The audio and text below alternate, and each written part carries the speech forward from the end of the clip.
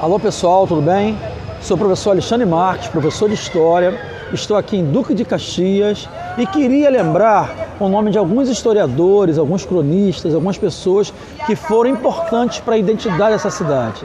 Quero lembrar aqui o nome do José Lustosa, uma pessoa que escreveu sobre a cidade nos anos 50, professor Rogério Torres, saudosa memória, Laís Costa Velho, professor Guilherme Pérez e também o Stélio Lacerda. E mais recentemente, eu queria lembrar aqui o nome de 3 importantes historiadores da cidade. Professora Marlúcia, professor Antônio Augusto, professor Nielsen. E ainda, uma pessoa que tem um papel fundamental na guarda da memória, na guarda do acervo da memória da cidade, a professora Tânia Amaro, coordenadora do Instituto Histórico de Duque de Caxias.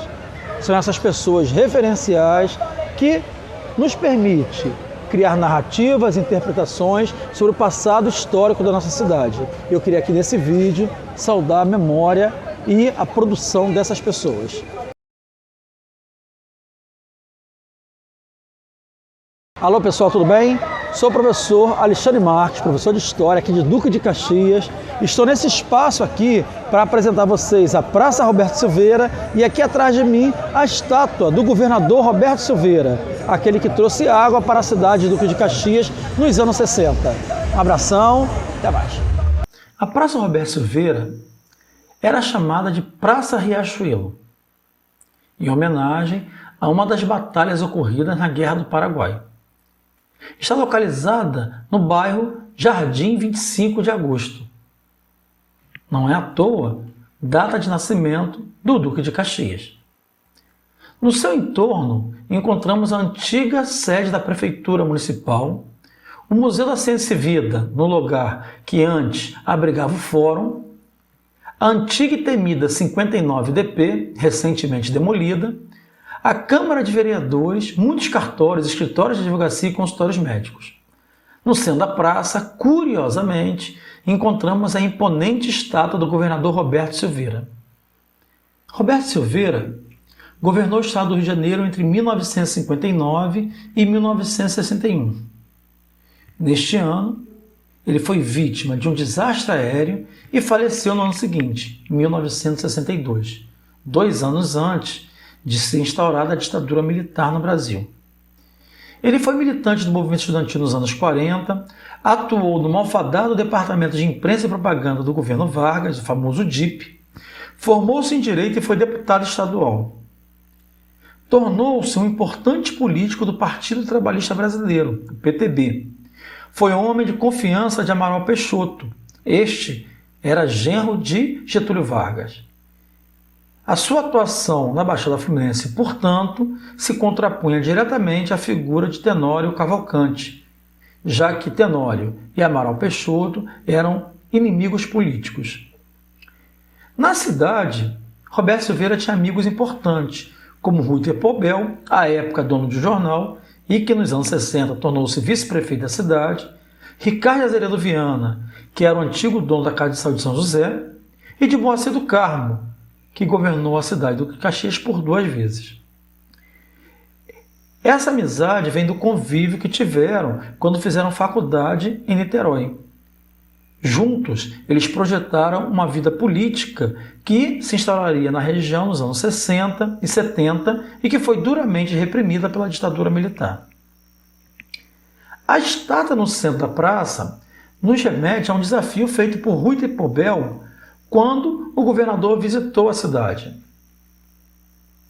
O desafio era que o governador deveria instalar a água potável, que naquela época não existia na cidade do Duque de Caxias. Em 1960, cumprindo a sua promessa, depois de ter aceitado o desafio, foi inaugurada a água. Na verdade, a água não era para a cidade do Duque de Caxias. Era uma bica d'água de um cano que vinha das instalações de água do bairro de Vigária Geral, no Rio de Janeiro. E essa água se estendeu somente até o bairro 25 de Agosto. O restante da cidade ficou sem a água potável, tão prometida e tão querida desde a época de Nilo Peçanha. A antiga Praça do Riachuelo, hoje Roberto Silveira, é conhecida também como Praça Butantã, devido às constantes fofocas políticas que ali ocorrem, nos bares e no comércio ao seu redor. Como as camadas populares reinventam o nome dos lugares, ignorando o poder público, ela passou a ser chamada pela população de Praça da Prefeitura, mesmo após a prefeitura ter sido transferida para o bairro de Jardim Primavera. A estátua imponente de um homem carregando uma tocha nos leva ao engano de interpretação, de que ele teria instalado a luz elétrica na cidade. Alguns, mais afoitos, ainda consideram que ele estaria carregando um copo de cerveja ou de chope, já que havia ali uma quantidade expressiva de bares. Na verdade, a tocha nas estátuas é o símbolo do desenvolvimento e do progresso. Nesse caso, o desenvolvimento e o progresso, representado por Roberto Silveira, e a tocha que ele carrega, se refere diretamente à água que ele instalou aqui em 1960. Há mais de 20 anos, Duque de Caxias aguardava o cumprimento das promessas de antigos candidatos no tocante ao abastecimento d'água. O governador Roberto Silveira prometeu e cumpriu. Caxias possui hoje moderníssimo sistema de abastecimento d'água. Seu povo está libertado do suplício a que estava submetido há longos anos.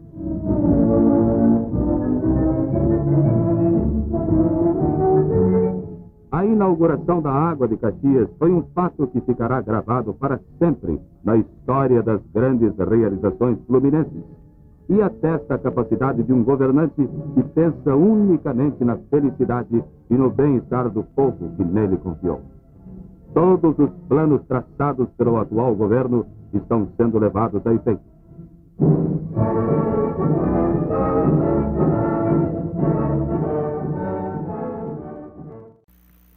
A homenagem ao governador através da praça e da estátua ainda foi estendida ao nome de uma escola, o Instituto de Educação Governador Roberto Silveira, e ao Hospital Infantil Ismélia da Silveira, nome de sua esposa. Sujeita às marcas do tempo, à ação dos pombos e ao pouco cuidado por parte do poder público, não temos registro dos artistas que a produziram.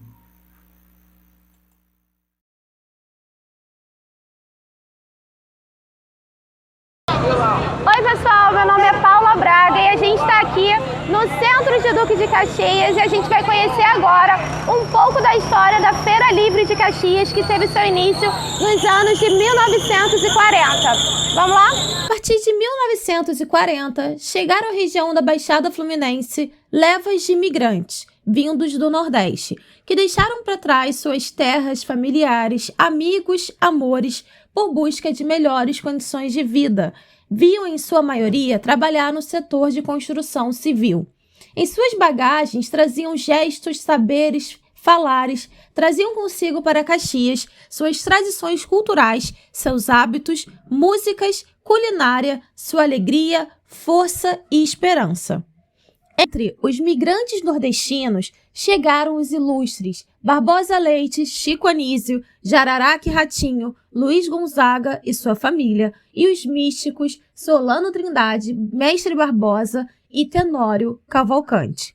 Barbosa Leite era um poeta, artista plástico, cronista, jornalista e cenógrafo que agregou com suas histórias, crônicas, telas e ensaios que retratavam a vida de Duque de Caxias e da Baixada Fluminense como um todo, como um lugar de encontros e reencontros, enaltecendo valores simbólicos e materiais, acompanhando assim o cotidiano da população e o crescimento da cidade. A feira em Duque de Caxias começou a sua jornada em 1940, com a chegada dos migrantes nordestinos. Ocupou a rampa da estação ferroviária de Duque de Caxias, antiga estação de Meriti. Depois ganhou a rua, ocupando a Avenida Duque de Caxias, a Avenida Presidente Vargas e a Rua Paulo Lins, que fica ali, ao lado da Câmara dos Vereadores. A feira é um grande celeiro de tradições populares da comunidade nordestina, que ali se reúnem religiosamente aos domingos para comprar, vender, trocar, ver, ouvir e aprender coisas do sertão tão distante, mas tão presente na vida dos cidadãos da cidade. E é exatamente por essa pluralidade que atrai tantos artistas, intelectuais e pesquisadores do nosso folclore. Por volta dos anos de 1950, já era enaltecida as suas belezas e suas peculiaridades. Castrinho também falava sobre a Feira Livre de Caxias na Rádio Difusora de Caxias, e Luiz Gonzaga, em seu programa na Rádio Tupi, já considerava a feira como um grande patrimônio da cultura popular. A feira é um grande centro comercial a céu aberto. As barracas começam a ser montadas na madrugada de domingo. Ao amanhecer, chegam os primeiros fregueses. No começo da manhã, a feira já está distribuída pelas principais vias da cidade. E não importa o quanto você tenha no bolso, andar pela feira é se sentir no centro do universo, por tanta cultura e diversidade ali presente. Caxias tem suas raízes no Nordeste. Bolsas, utensílios de casa, ferramentas, roupas, sapatos, acessórios, alimentos, entre inúmeros outros produtos, são ofertados a preço baixo, buscando atender às necessidades da população. Favorece o encontro de pessoas da comunidade e propicia o resgate da cultura e das tradições populares de Duque de Caxias.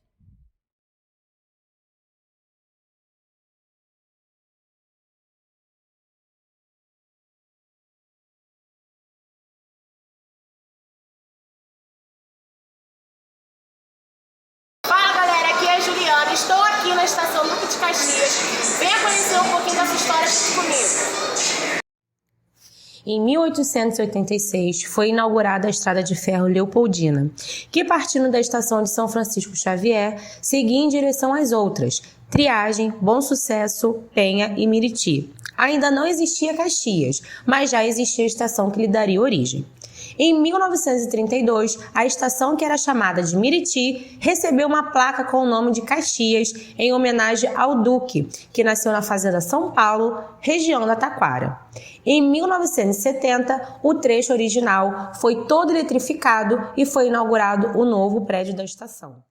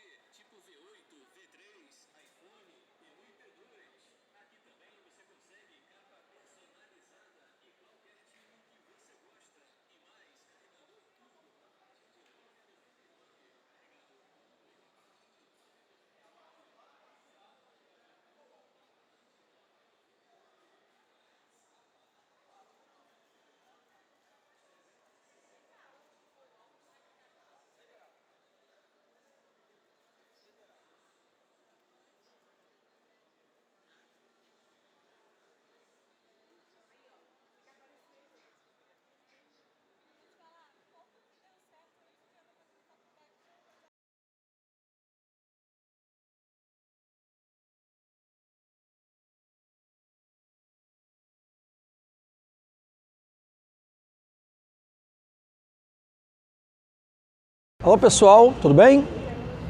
Estamos aqui no Complexo Cultural Oscar Niemeyer, composto pelo Teatro Municipal Raul Cortez e aqui atrás de mim a Biblioteca Municipal Governador Leonel de Moura Brizola. Essa praça, lá no passado, se chamava Praça do Pacificador. Quer conhecer um pouquinho dessa história? Vem com a gente. A Praça do Pacificador recebeu esse nome em homenagem a Luiz Alves de Lima e Silva, devido à sua participação no controle das revoltas populares ocorridas no período regencial. O título de Duque de Caxias foi recebido após o controle da revolta farroupilha ocorrida no sul do Brasil. A Praça do Pacificador já foi chamada de Praça do Brejo e Praça do Caranguejo. Somente na década de 1950, mais especificamente em 1953, após ser aterrada em quase 6 metros, receber árvores e jardins, passou a ter seu nome atual. Fato curioso é que no dia de sua inauguração, o palco, repleto de autoridades políticas e parte da elite da cidade, não aguentou o peso e desabou. Praça localizada numa bifurcação entre a rodovia Rio Petrópolis, atual Avenida Governador Leonel de Moura Brizola, e a Avenida Plínio Casado, deveria funcionar como um cartão de visitas da cidade. situando-se a poucos quilômetros do rio Meriti, limite da cidade do Rio de Janeiro, nesta época, Distrito Federal. Durante aproximadamente 3 décadas, a praça abrigou uma rodoviária de onde partiam os ônibus de lotação, que transportavam os trabalhadores para a rodoviária da Praça Mauá. No seu entorno, tinha cinemas, restaurantes, hotéis e um variado comércio. Nas décadas de 1960 e 1970, ela tornou-se local oficial dos desfiles do dia 25 de agosto, Dia do Soldado. De extensão também da Feira da Comunidade, organizada pela Igreja Santo Antônio. E local dos desfiles dos blocos carnavalescos que por ali desfilavam no carnaval. Ali também, no seu cotidiano, se reuniam grupos de capoeira, vendedores de ervas, lambe-lambes, comedor de espadas, o cuspidor de fogo, o domador de jararacas e de boias e outros. Também era o encontro de prostitutas, pessoas que gostavam da noite e muitos jogadores de carteado. Toda a cidade que buscava no trem o seu principal meio de transporte para o Rio de Janeiro tinha que cruzar essa praça em direção à estação de trem de Duque de Caxias. No primeiro mandato do prefeito Idéquio de Freitas Lima, o último prefeito interventor na cidade de Duque de Caxias, a rodoviária foi demolida e a praça passou por uma grande reformulação. Nela foram colocadas uma estátua equestre em homenagem a Duque de Caxias. Hoje essa estátua se encontra em frente ao Motel Luxemburgo, na entrada da cidade, um chafariz e uma estátua em homenagem à primeira bica d'água. O chafariz não existe mais e a estátua em homenagem à primeira bica d'água se encontra nas instalações do Instituto Histórico de Duque de Caxias. Na década de 1990, essa praça abrigou um camelódromo que do alto da cidade se via totalmente em azul e amarelo, as cores do prefeito da época, e na década seguinte, nos anos 2000, após uma grande intervenção urbanística, passou a abrigar o Complexo Cultural Oscar Niemeyer, composto por um teatro, o Teatro Municipal Raul Cortez, uma sala de exposições, uma biblioteca, a Biblioteca Governador Leonel de Moura Brizola, uma galeria de arte e uma sala de vídeo. Esses 2 projetos, da galeria de arte e da sala de vídeo, nunca saiu do papel. É uma demanda que ainda a cidade necessita. A Praça do Pacificador, hoje denominada Complexo Cultural Oscar Niemeyer, mesmo com as intervenções que sofreu, mesmo após sua reinauguração em 2005, ainda mantém seu caráter popular através da Roda de Caxias, a roda de capoeira mais famosa do mundo, através dos encontros de jovens dançarinos de hip hop e de outras culturas urbanas, das rodas de samba, que ocorrem embaixo da biblioteca, e dos bailes de charme, que agregam várias pessoas de vários lugares da cidade de Caxias e do Rio de Janeiro.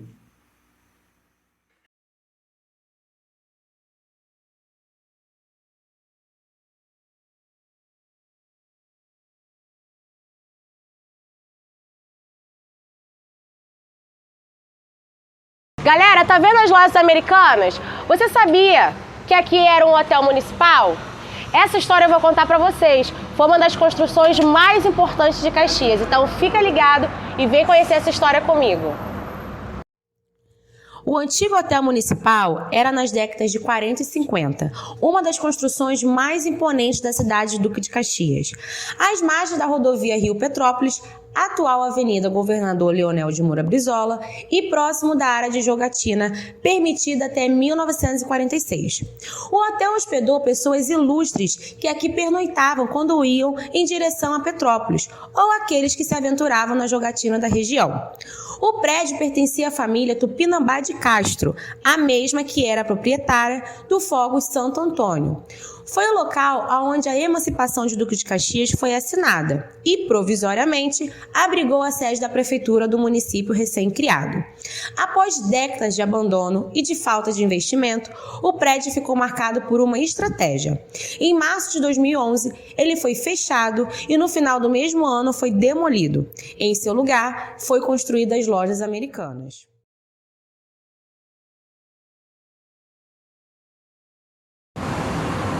Alô pessoal, vocês conhecem esse prédio que está aqui atrás de mim? Pois é a Fortaleza do Tenório Cavalcante, o famoso Homem da Capa Preta. Quer conhecer um pouquinho dessa história e da cidade do Duque de Caxias? Só vem com a gente. Tenório Cavalcante foi um nordestino de Alagoas que chegou a Duque de Caxias na década de 1920 e teve sua trajetória marcada pela atuação política aliada à violência. Foi vereador em Nova Iguaçu quando o Duque de Caxias ainda não era emancipada. Foi também deputado estadual, deputado federal e candidato a governador do antigo estado do Rio de Janeiro. Em 1952, devido às divergências políticas com Amaral Peixoto, genro de Getúlio Vargas, e com os delegados que ele nomeava para a cidade do Duque de Caxias, Tenório resolveu construir uma casa à prova de invasões, a famosa Fortaleza do Tenório. A fortaleza era frequentada pelos amigos do dono da casa, como personalidades como Afonso Arinos e Oswaldo Aranha, como o general Góes Monteiro e outros importantes políticos da época. Foi lá também que Tenório jogou o jornalista e apresentador Flávio Cavalcante na piscina, após uma irreverente entrevista. Episódio que ganhou a primeira página de todos os jornais da época e tornou a figura do Tenório Cavalcante, que já era bastante conhecida, agora uma figura lendária. A fortaleza era uma construção de 3.200 metros quadrados no centro do município de Duque de Caxias. Encomendada ao arquiteto Sérgio Bernardes, a construção era uma espécie de residência de segurança máxima, com portões de aço vindos especialmente da Companhia Siderúrgica Nacional de Volta Redonda. Continha passagens secretas pelo teto, interligações estratégicas entre os cômodos e armários e cofres falsos. O formato era de uma cidadela, com todas as portas e janelas voltadas para dentro.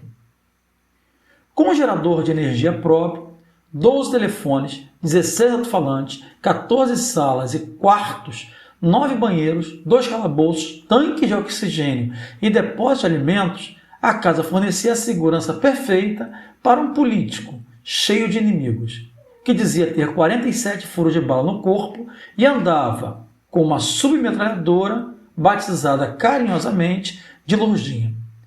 A Lourdinha foi o presente do então ministro da Guerra, o general Góes Monteiro, que ele carregava debaixo de uma inseparável capa preta. Daí vem o nome, o Homem da Capa Preta, Tenório Cavalcante. A Fortaleza de Caxias também era o lugar ideal para quem quisesse sumir do mapa. Em 1964, com o golpe, Tenório escondeu artistas como Chico Anísio e Norma Bengel, e ativistas como o então líder da UNE, José Serra. Um dos principais calabouços da Fortaleza ficava um rápido passeio pela Fortaleza, verdadeiro labirinto, mostra que era possível passar muito tempo fugindo de inimigo dentro da própria casa.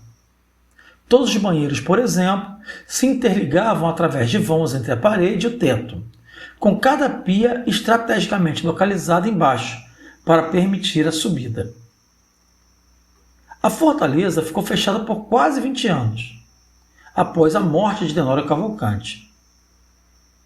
No início da década de 2010, a casa foi comprada pela Prefeitura Municipal de Duque de Caxias com a intenção de abrigar um centro de memória política da cidade. Localizado na Avenida Governador Leonel de Moura Brizola, em frente à rodoviária Plínio Casado, a rodoviária velha, ela foi recentemente transformada numa escola técnica municipal e totalmente descaracterizada. Mesmo com a descaracterização do prédio, mesmo com as mudanças arquitetônicas que sofreu, ali a cidade ainda guarda a memória da fortaleza do Tenório Cavalcante, o Homem da Capa Preta.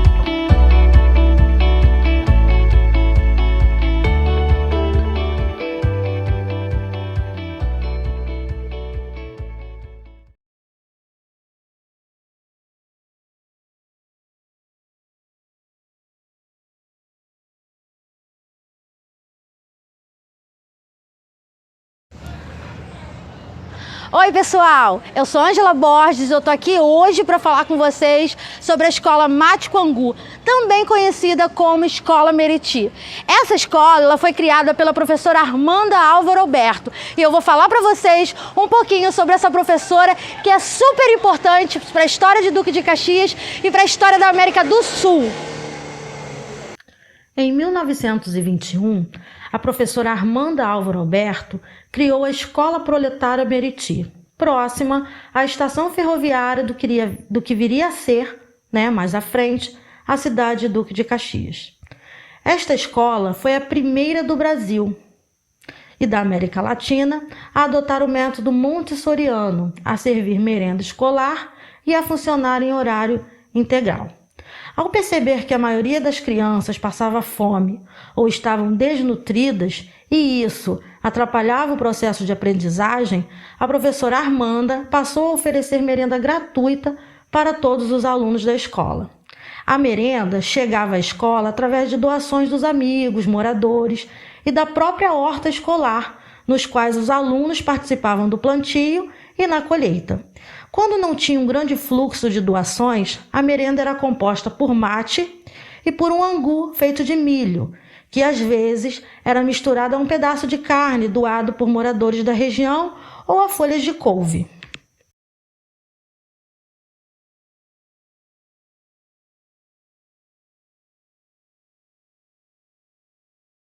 No cardápio, era sempre o angu e o mate. Fubá e erva mate eram alimentos doados com frequência pelos comerciantes da região. Então, essa combinação sempre estava na alimentação dos alunos.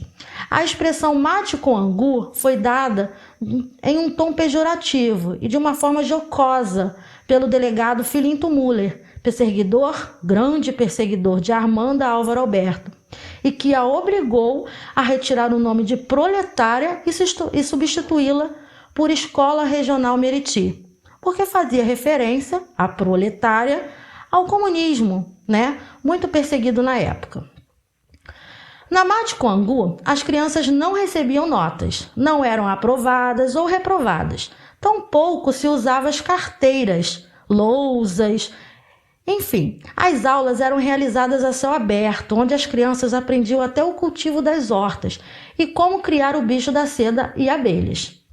Era uma aula super dinâmica. A escola prestava assistência à saúde dos alunos e de suas famílias.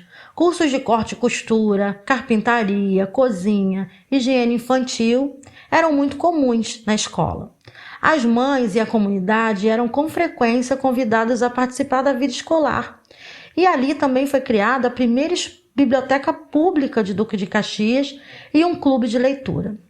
Dona Armanda morreu aos 81 anos, em 1974, e a escola foi doada para o Instituto Central do Povo, ligado à Igreja Metodista. Atualmente, é mantida em parceria com a Prefeitura de Duque de Caxias e tem o nome de Escola Municipal Dr. Álvaro Alberto, em homenagem ao pai de sua fundadora, Dona Armanda.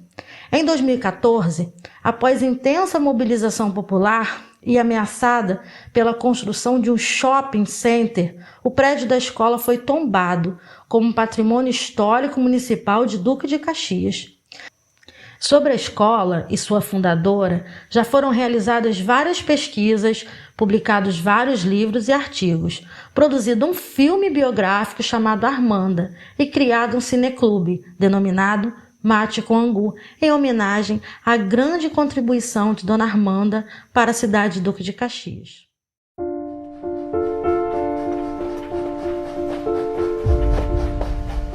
A escola nasceu como Escola Proletária de Meriti. Depois se transformou em Escola Regional de Meriti. Depois, Escola Dr. Álvaro Alberto. E no final das contas, ela era conhecida pelo apelido Mate com Angu. Tudo que existe dentro desta escola reflete o gosto e a figura de Dona Armanda. Vamos entrar na nossa Escola Regional de Meriti. Olha que maravilha! Gente, tá tudo parecido com Mate com Angu. Eva agitadora. A União Feminina é um disfarce do Partido Comunista, diz o ministro da Justiça. Meus queridos alunos, Não há de custar muito a chegar o dia em que vocês vão me ver de novo. Enquanto esse dia não chega, quero ter a certeza de que vocês se lembram de mim.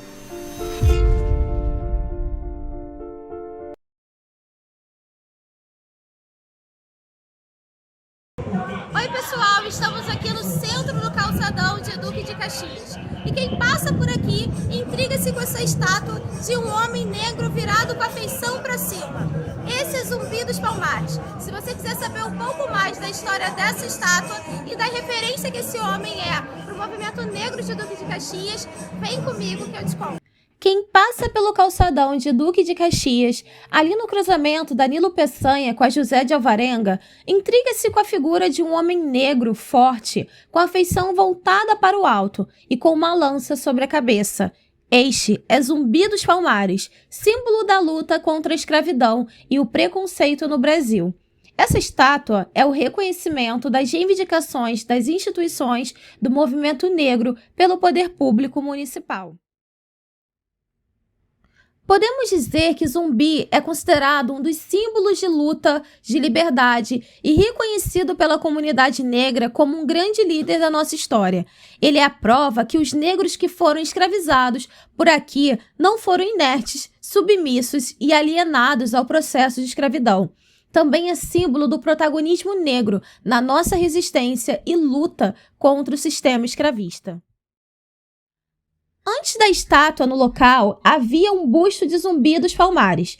O busto foi esculpido pelos artistas Nina Cimento, Jamaica Neiva e Maurício Neiva. Após ser retirado, ficou sob o abrigo de uma das instituições ligadas ao movimento negro caxiense.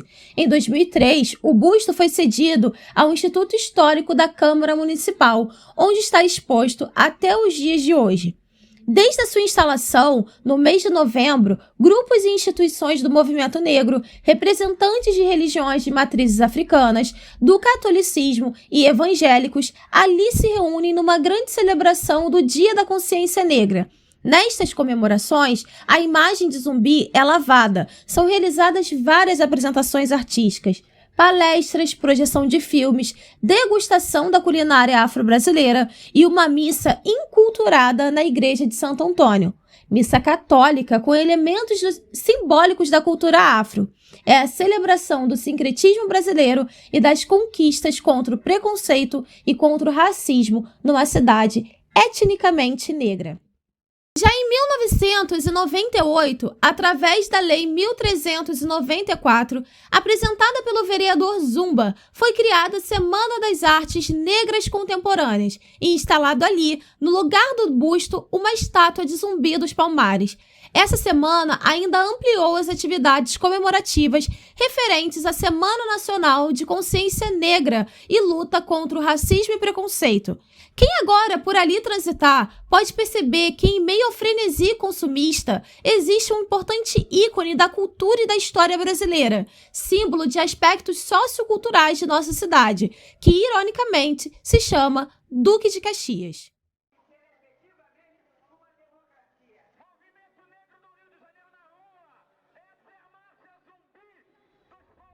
É válido ressaltar que o dia 20 de novembro no Brasil representa um importante momento da história para grande parte da população.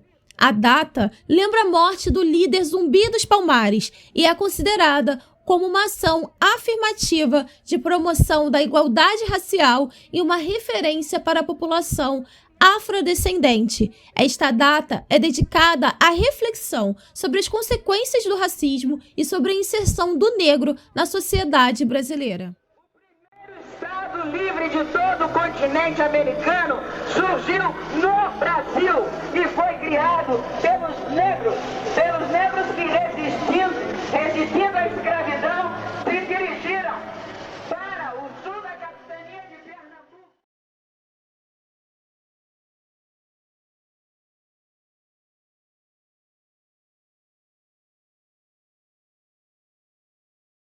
Oi pessoal, eu estou aqui na Sociedade Musical e Artística Lira de Ouro. Vocês já ouviram falar desse espaço? É um espaço super democrático que fica aqui dentro da cidade de Duque de Caxias. Se vocês não conhecem, agora vocês vão conhecer. Vem comigo!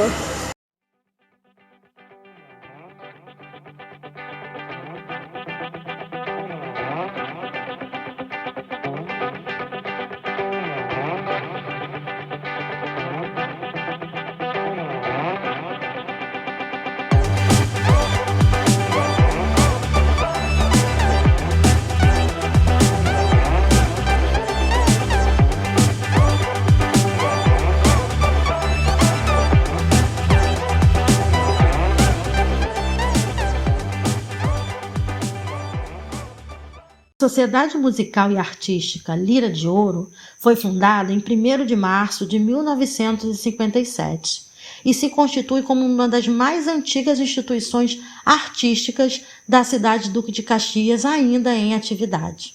Desde a década de 1950, os seus músicos têm presença marcante nas festividades da cidade e nos desfiles de carnaval daqui e do Rio de Janeiro. De sua diretoria participaram membros da pequena elite local, como Milton Mendonça, sendo ele empresário imobiliário e diretor do Clube Recreativo Caxiense, o deputado estadual Sarrego, José dos Santos Vieira, que era dono do cartório da cidade, Gastão Reis, que chegou a ser prefeito municipal. Estas e outras lideranças eram importantes, pois ajudavam financeiramente a instituição e seus membros. Durante os anos 80, ou seja, durante a década de 80, suas atividades diminuíram. Surgiram muitas dificuldades financeiras e muitos dos membros e frequentadores se afastaram. Nesse período, o senhor Acácio e o senhor Ramiro, últimos guardiões oriundos do grupo fundador da Lira de Ouro, ainda mantinham os instrumentos intactos, a orquestra viva e a lira funcionando. Em 2000, houve uma reestruturação do espaço e de suas finalidades. Um novo grupo, representados por Roberto Teixeira Lopes, conhecido como Beto Cavaco, Roberto Gaspari Ribeiro, conhecido como Beto Gaspari, e na década seguinte por André de Oliveira e por Per,10, assumiram o espaço e o compromisso de manter a banda, criar uma escola de música e um espaço para agregar as diversas manifestações artísticas e culturais do município. A partir desse ano, houve muitos avanços. A programação se diversificou, o público se renovou e a Lira voltou a ser um espaço de referência e difusão cultural. A partir de 2004, através do projeto Arte, Cultura e Cidadania, a Lira foi reconhecida pelo Ministério da Cultura como ponto de cultura, passando a receber verbas federais para a manutenção de algumas atividades culturais que ali aconteciam. Isso possibilitou a implementação de cursos e oficinas de teatro, violão, cavaquinho, instrumentos de sopro, percepção, leitura e escrita musical, assim como dança de salão, dança de rua, capoeira, maculelê e ainda inclusão digital, muito importante na época. Tudo isso oferecido gratuitamente à comunidade periférica da Lira. Bom, e aí em 2005 e 2020, 2005 a 2020, a Lira diversificou sua programação e passou a contar com cineclubes, saraus de poesias, rodas de samba, danças de rua, grupos de hip hop e de música negra americana, assim também como bailes de terceira idade e os encontros da velha guarda da Grande Rio, que também aconteciam no espaço. As festas juninas, as feiras de desapego também aconteciam, assim como outras iniciativas. Desde a criação do Conselho Municipal de Cultura de Duque de Caxias, a Lira de Ouro sempre ocupa a cadeira de música e dentro de uma articulação política de vários movimentos culturais da Baixada Fluminense, ela recebeu em seu espaço o ministro da Cultura, na época, Juca Ferreira, numa roda de conversa sobre a chamada Lei Cultura Viva. Atualmente, a Lira de Ouro é presidida por Clara de Deus, uma grande fomentadora da cultura no município de Duque de Caxias.